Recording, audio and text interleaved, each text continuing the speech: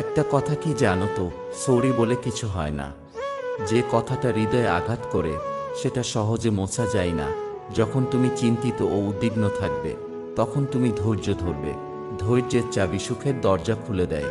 পাশে দাঁড়িয়ে ভরসা দেওয়ার লোক নেই, সামনে দাঁড়িয়ে পথ দেখানোর লোক নেই, কিন্তু পিছনে দাঁড়িয়ে সমালোচনা করার অনেক লোক আছে। যত বড় হবে ততই বুঝতে পারবে পৃথিবীতে প্রয়োজন ছাড়া কেউ কারো আপন হয় না। কখনো কোনো কাজে হাল ছেড়ে দিও না।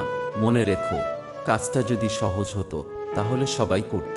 জ্ঞানীরা আগে চিন্তা করে তারপর কথা বলে, আর নির্বোধেরা আগে কথা বলে তারপর চিন্তা করে।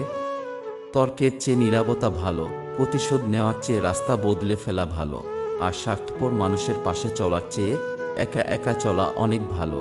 পৃথিবীর সবথেকে শক্তিশালী প্রতিশোধ হলো নিশ্চুপ থাকা। তাই বলে তুমি ভেবো না হেরে গেছো। মনে রেখো, জবাবটা তুমি নয়, সময় দেবে ঠিক সময়ে।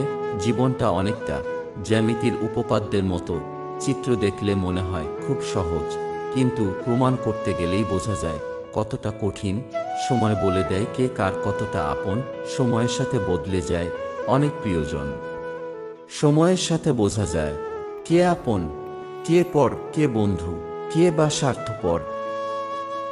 কয়লাকে শতবার ধুলেও তার ময়লা যায় না, তেমনি বহু শিক্ষিত হলেও তার স্বভাব বদলায় না। জীবনে কাউকে পাওয়ার পর যদি আরও ভালো কাউকে পাওয়ার আশা করো, তাহলে একদিন দেখবে জীবনের সবচেয়ে মূল্যবান কাউকে তুমি হারিয়ে ফেলেছ। ভাগ্য আর কত কাঁদবে, একদিন ক্লান্ত হয়ে বলবে, যা তোকে মুক্তি দিলাম। জীবন কি? জীবন আর ভালোবাসা বুঝতে আপনাকে তিনটি স্থানে যেতে হবে: এক হাসপাতাল, দুই কবরস্থান বা শ্মশান, তিন কারাগার। হাসপাতালের গেলে আপনি বুঝতে পারবেন সুস্থতা ছাড়া আর কোনো কিছুই সুন্দর নয়। কারাগারে গেলে আপনি বুঝতে পারবেন স্বাধীনতা সবচেয়ে মূল্যবান জিনিস। কবরস্থান বা শ্মশানে গেলে আপনি বুঝতে পারবেন জীবনের কোনো মূল্য নেই।